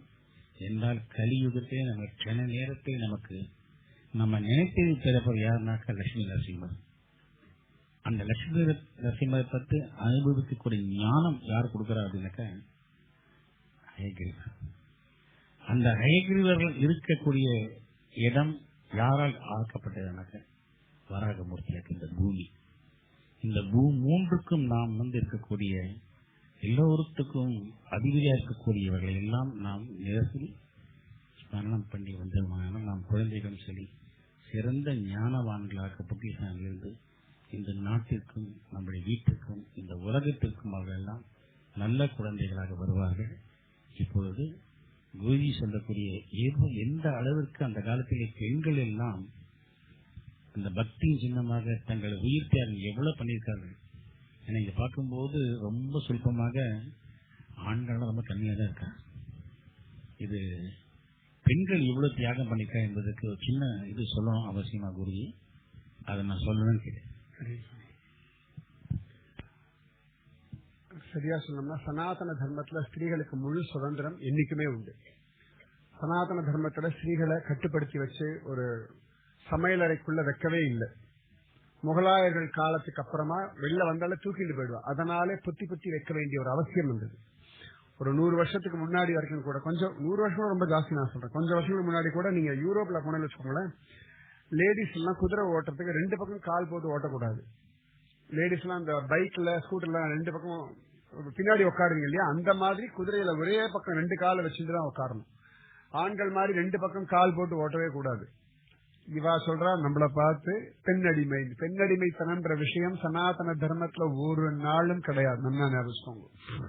ஏன்னா நம்ம ஜான்சி ராணில அன்னைக்கே குதிரை மேல உட்கார்ந்து அவ்வளவு அழகா யுத்தம் பண்ணிருக்கான்னு காண கிடைக்கிறது. சனாதன தர்மத்துல மட்டும்தான் ஸ்திரீகளுக்கு ஆத்மான்னு ஒண்ணு இருக்கிறதே ஒத்துக்கணும். ஸ்ரீயும் ஆத்மாதான், புருஷனும் ஆத்மாதான், சரீரம் தான் வித்தியாசம்னு சொல்றோம். மற்ற விஷயங்கள் எல்லாம் பார்த்தோம்னா ஸ்திரீன்றவள் போகப்பொருள் மட்டும்தான். சனாதன தர்மத்துல மட்டும்தான் சக்தி ஸ்வரூபமாக, தாயாருடைய ஸ்வரூபமாக அவ்வளவு கொண்டாடுறோம்.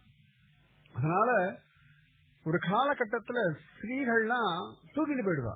ஏன்னா இந்துக்களை போல அந்த ஜீன் நிஜமா நம்மளோட ஜீன் எவர் பெஸ்ட். சோ அந்த ஆப்கான் அந்த பக்கத்துல வந்தவாளுக்கெல்லாம் பெரிய வீரம் எல்லாம் கிடையாது. நமக்கு இருக்கிற அந்த வீரம் ஸ்வயம்புவா இருக்கக்கூடிய வீரம் கிடையாது. அப்ப என்ன பண்ணுவானா இந்து ஸ்திரீகளா தூக்கிட்டு போயிடுவா. அப்ப அவளை கெடுத்துடுவா. அவள் மூலமா உண்டாகக்கூடிய குழந்தைகள் வீரமா இருக்கும் அப்படின்னு. சோ அதனால என்ன பண்ணா குழந்தைகள் தூக்கிட்டு போயிடுவா, பெண் குழந்தைகள். அதனாலதான் பால்ய விவாகம்லாம் ஒரு பீரியட்ல தான் வந்தது. குந்திக்கெல்லாம் ஒண்ணு பால்ய விவாகம்லாம் நடக்கல.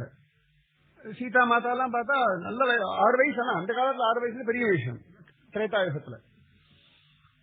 சோ இவ என்ன பண்ணுவான்னா தூக்கிட்டு போக வருவா, கோட்டையை பிடிச்சிட்டு. ராணி பத்மாவதினு உண்டு, ராஜஸ்தான் பக்கத்துல பயங்கர வீரம் உண்டு அவளுக்கு. அந்த தூக்கிட்டு போக வந்துருவா. நிறைய படைகள் இருந்தா பீரங்கி அதெல்லாம் கொண்டு வந்துட்ட காலம். நம்ம எல்லாம் கத்தி தர்ம யுத்தம் மட்டுமே பண்ணிட்டு இருந்த காலம். அதர்ம யுத்தம் நம்ம பண்ணதே கிடையாது. அப்ப ஸ்திரீகளை தூக்கிட்டு வந்துருவான்னு தெரியும். அப்ப இந்த ஸ்திரீகள்லாம் என்ன பண்ணுவா, எல்லாரும் ஒன்னா சேர்ந்து எல்லா அலங்காரமும் பண்ணிட்டு ஒரு இடத்துல அவ்வளவு விறகு போட்டுட்டு நல்லா தகன்னு எரிய எல்லாரும் பகவன் நாமத்தை சொல்லிட்டு உசுரோட அந்த தீயில இறங்குவா. அத்தனை பெண்களும், ராணி பத்மாவதி அவளோட சேர்ந்து நிறைய பெண்கள் அப்படி இறங்கினான். எதுக்குடான்னா அவகிட்ட உடம்பு கூட கிடைச்சிடக்கூடாதான், பிடி சாம்பல் ஆயிடணும். அந்த பிடி சாம்பல் ஆயிடுவாவா. அவ பாத்துட்டு இருப்பா, குழந்தை பாத்துட்டு இருப்பான் அம்மா தீயில போகிறத, கணவன் பாத்துட்டு இருப்பான், அப்பாவோ அண்ணனோ தம்பியோ யாரு உண்ட பாத்துட்டு இருக்குன்னா எப்படியாவது போராடி ஜெயிக்கணும். அப்ப என்ன பண்ணுவாள், அந்த இறந்து போன ஸ்திரீகளுடைய அந்த சாம்பல் இருக்கும் இல்லையா, அதை எடுத்து நெத்தியில வச்சுட்டு யுத்தத்துக்கு போவாள். அதுக்காகவே அவர்கள் வெற்றி திலகம் விட்டுட்டு போவா. அப்படியெல்லாம் தியாகம் பண்ணி காப்பாற்றப்பட்ட கோவில்கள் தர்மம் நம்முடைய சனாதன தர்மம். நல்லா ஞாபகம். ராமர் கோவில் 500 வருஷம் வரலாற்றை படிச்சேன்னா ரத்த கண்ணீர் வரும். நிஜமாவே சொல்ற ரத்த கண்ணீர் வந்துடும். அவ்வளவு பெரிய தியாகங்கள்லாம் பண்ணி காப்பாத்திருக்கா.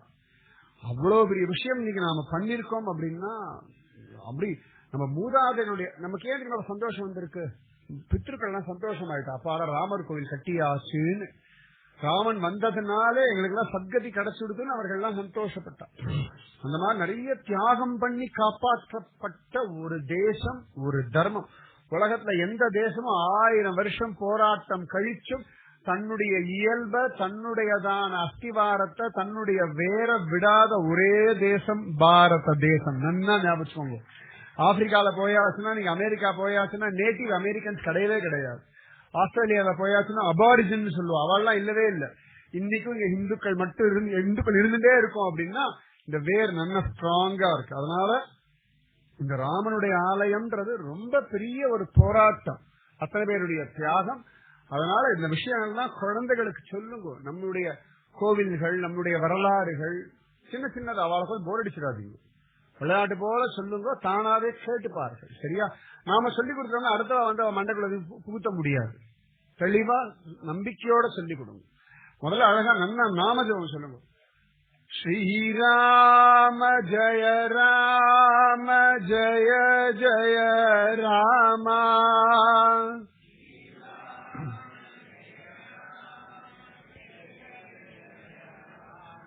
ஸ்ரீராம ஜெய ராம ஜெய ஜெய ராமா,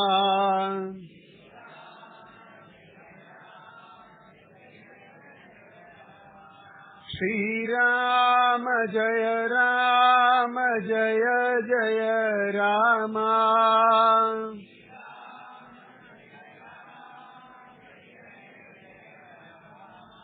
ஸ்ரீராம ஜெய ராம ஜெய ஜெய ராமா.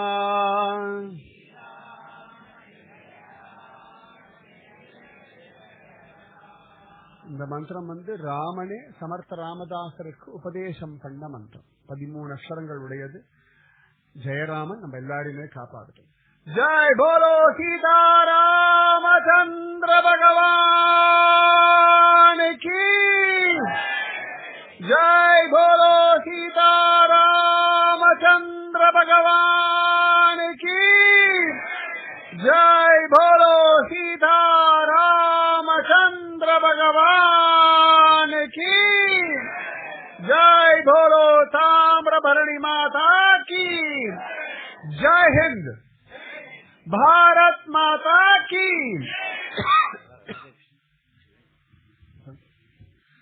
राधे कृष्णा कृष्णा राधे, राधे कृष्णा कृष्णा राधे, राधे कृष्णा कृष्णा राधे, राधे कृष्णा कृष्णा राधे। रामानुजा अखिल गुरु भगवन् नमस्ते।